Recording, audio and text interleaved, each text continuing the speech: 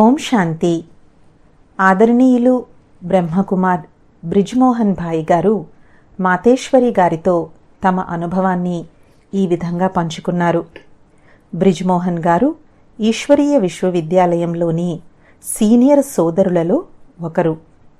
వారంటున్నారు, మాతేశ్వరి గారితో సాకారంలో అలౌకిక స్నేహము, అలౌకిక పాలన పొందిన సౌభాగ్యశాలి పిల్లలలో నేను కూడా ఒకరిని. మాతేశ్వరి గారిని నేను మొట్టమొదటిగా 1955లో కలిశాను. అప్పుడు నేను CA చదువుకుంటున్నాను.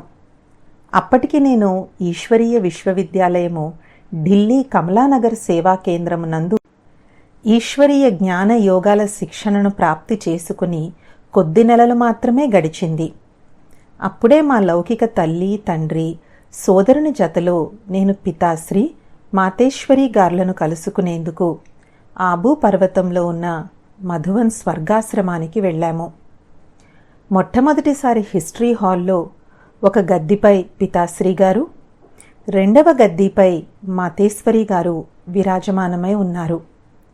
నేనిరువురిని మాటిమాటికి చూస్తూ ఉన్నాను. మమ్మ ఒక అలౌకిక ప్రకాశముతో మందహాసము చేస్తున్నారు.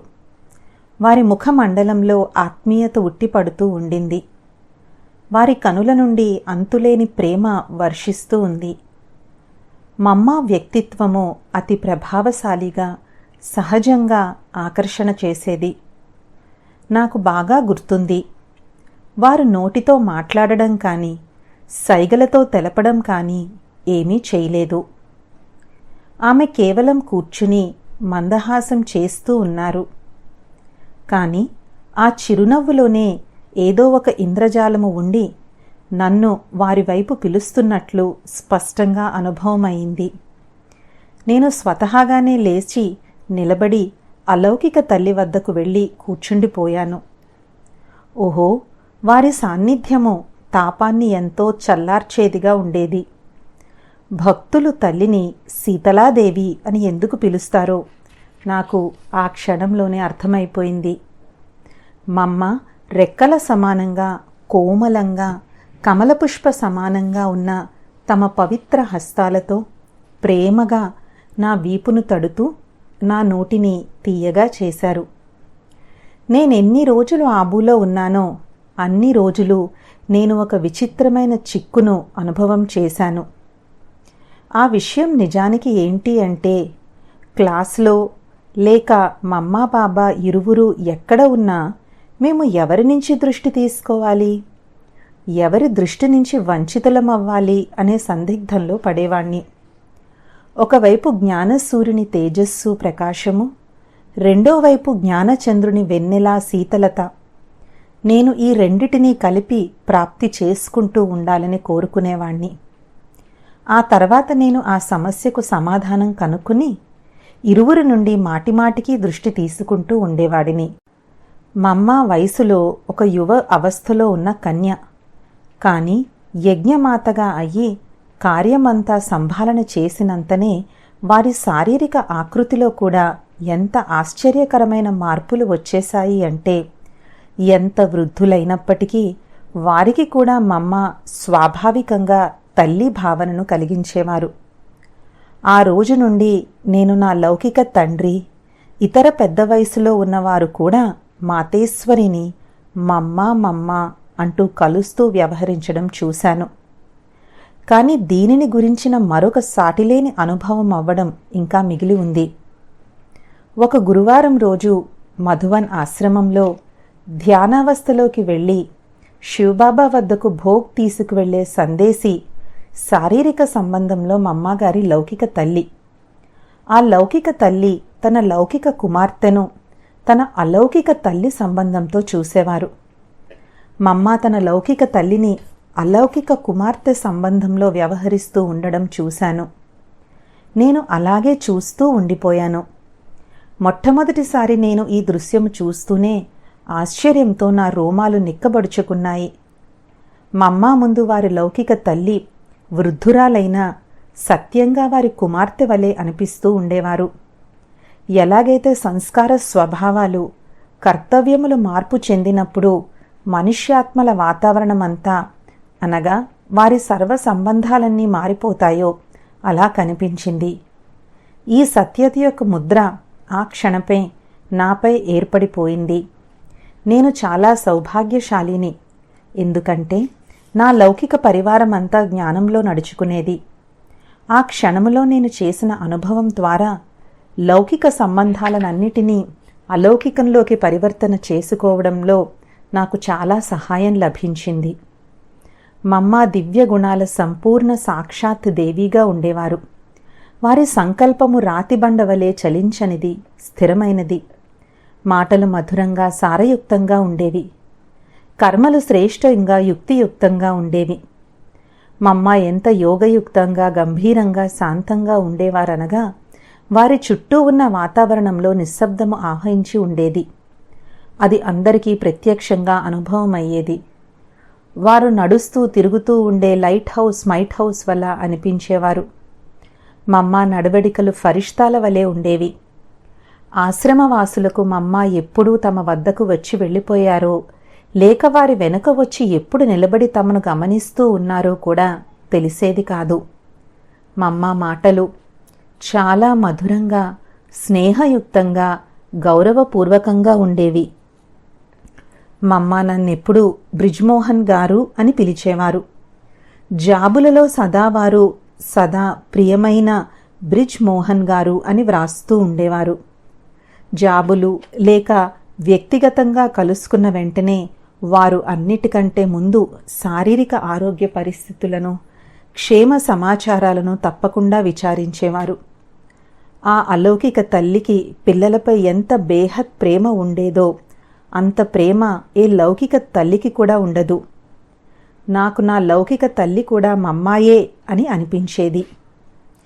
పిల్లలమైన మేము ఎప్పుడైనా మమ్మాతో ప్రేమలో నియమాలు లేవు అను వాక్యానుసారము ఏదైనా కార్యం చేయడంలో మేము నిర్లక్ష్యం చూపినప్పుడు వెంటనే మమ్మ చాలా మధురంగా కర్మల గుహ్య రహస్యం తెలిపి సావధానపరిచేవారు. ఒకసారి మమ్మ అంబాలా ఛావనీ సేవా కేంద్రానికి వచ్చినప్పుడు నేను నంగల్ నుంచి వారిని కలుసుకునేందుకు వచ్చాను. అప్పుడే నంగల్కు రమ్మని వారిని విన్నవించుట జరిగింది. కొద్ది రోజుల తర్వాత ఏదైనా ఒక ప్రోగ్రాం తయారు చేయమని సలహా ఇచ్చారు. కానీ మమ్మ భావాన్ని అర్థం చేసుకోని కారణంగా నేను మళ్ళీ మీరు రేపే నంగల్కి రండి అని బ్రతిమలాడాను. అప్పుడు మమ్మ అన్నారు, నేనేమో వస్తాను, కానీ పంజాబ్లో చిన్న చిన్న కేంద్రాలలో గల ఇతర ఆత్మలందరూ నన్ను కలుసుకునేందుకు అంబాలాకి వచ్చి నిరాశ చెందుతారు. దాని భారమంతా మీపై పడుతుంది. అప్పుడు కొద్ది రోజులైన తర్వాత నంగల్కు వస్తానని ఎందుకు చెప్తున్నారో నాకు అర్థమైంది. అందరికీ ఆ ప్రోగ్రాం గురించి సూచన లభించాలనే శుభ సంకల్పం వల్ల వారలా అన్నారు. తర్వాత నేను వారి మాట అంగీకరించాను. కొన్ని రోజుల తర్వాత నంగల్కు కూడా వచ్చారు. దీని ద్వారా మమ్మ లవ్ఫుల్, లాఫుల్ ఈ రెండు యోగ్యతలను కలిపి కుశలతతో ఎలా ప్రయోగించేవారో స్పష్టంగా తెలిసిపోయింది. వారు ప్రేమ కొరకు నియమాలను లేక నియమం కొరకు ప్రేమను విడనాడేవారు కాదు. సాకారమమ్మ రుద్ర జ్ఞాన యజ్ఞ సంబంధమైన కార్య వ్యవహారాలను సంభాలన చేయడంలో పితాశ్రీ గారికి చివరి వరకు సహయోగం చేశారు. కానీ మమ్మ సంపూర్ణమైపోయిన తర్వాత అవ్యక్త మమ్మ సందేశీ శరీరంలో వచ్చినప్పుడు మొట్టమొదట ఏం చెప్పారో మీకు తెలుసా? ఆ సమయంలో ఉన్న పిల్లలతో మమ్మ ఇలా అన్నారు, ఇప్పుడు పిల్లలైన మీరు యజ్ఞకార భారమంతా సంభాళించడంలో పితాశ్రీకి పూర్తిగా సహాయపడాలి. పితాశ్రీ వృద్ధులు. మమ్మ వెళ్ళిపోయినందున వారిపై అధిక భారం పడరాదు. మన మమ్మ ఎంత పితా స్నేహిగా ఉండేవారు. మమ్మ సంపూర్ణమయ్యేందుకు కొంత సమయం ముందు నేను ఆబూకు వెళ్ళినప్పుడు జరిగిన ఘటన నేను ఎప్పుడూ మర్చిపోలేను. ఒకరోజు నేను ఉదయం క్లాసు తర్వాత నక్కీ సరోవరం చుట్టూ తిరిగేందుకు వెళ్ళాను. నక్కీ సరోవరం చుట్టూ తిరిగి వెనుకకు వస్తూ ఆశ్రమం దగ్గరికి వచ్చినప్పుడు మమ్మ తన బ్రాహ్మణి జమునా సోదరితో పాండవ భవనం నుంచి వెలుపలికి వచ్చి సరోవరం వైపుకు వెళ్తూ ఉన్నారు. మమ్మను చూస్తూనే నాకు అపారమైన సంతోషం కలిగింది. మమ్మ కొంత దూరం వాకింగ్ వెళ్తున్నారని జమునా బెహన్ తెలిపిన పిదప నేను వెనుకకు మళ్ళీ వారితో తిరిగేందుకు వారి వెంట వెళ్ళాను. నడుస్తూ నడుస్తూ మేము అనారదా పాయింట్కు వెళ్లే దారి వద్దకు చేరుకున్నాము. ఈరోజు అనారదా పాయింట్ వరకు వెళ్దాము పద అని మమ్మ అన్నారు. నేను చాలా సంతోషించాను. మమ్మ జతలో నడుస్తూ రకరకాల విషయాలు మాట్లాడుతూ అపారమైన సంతోషాన్ని పొందుతూ ఉన్నాను. నేను మమ్మాతో, మమ్మ, ఇప్పుడు నేను బ్రిజ్మోహన్ అని నాకు తెలుసు. అంతేకాక మీరు మమ్మ అని కూడా నాకు తెలుసు. కానీ సత్యుగంలో ఇవన్నీ గుర్తుండవు కదా అని అన్నాను. మమ్మ రహస్యపూర్ణముగా మందహాసం చేస్తూ ఉన్నారు. మమ్మతో అలా కలిసి నడవడం, ఆహ్లాదపడడం ఎంత సుఖప్రదంగా ఉండింది అంటే దారి పొడుగున అత్యంత సంతోషంగా నా రోమాలు నిక్కబడుచుకుని నేను రెండవసారి మళ్ళీ అంత దూరం నడిచానని కూడా నాకు అనిపించలేదు. జమునా బెహన్ కూడా మమ్మ ప్రతిరోజు ఇంత దూరం నడిచేవారు కాదని తెలిపింది. మరుసటి రోజు మమ్మ బాబా నాతో కలిసి ఫోటో తీయించుకున్నారు. అది ఈనాటికి నా గదిలో తగిలించబడి ఉంది. కానీ ఇప్పుడు నేను స్వప్నములో కూడా మమ్మాయిక కొద్ది రోజులలో మా నుంచి పూర్తిగా వీడుకోలు తీసుకుంటారని అనుకోలేదు. ఈ కల్పంలో ఇదే మమ్మాతో అంతిమ కలయిక అని కూడా తెలియదు. కానీ మమ్మాకి విషయాలని తెలుసు అని అనిపిస్తుంది. అందుకే బహుశా ఆ రోజు అంతటి ఆత్మిక ప్రేమను వారి నుంచి నేను దొంగిలించుకునేందుకు అనుమతి లభించింది. ఈ విధంగా మమ్మాతో తనకున్నటువంటి గాఢమైన ఆత్మిక అనుబంధం గురించి, మమ్మా నుంచి వారు నేర్చుకున్నటువంటి అమూల్య శిక్షణలు మనతో పంచుకున్నారు రాజయోగి బ్రిజ్మోహన్ గారు. ఓం శాంతి.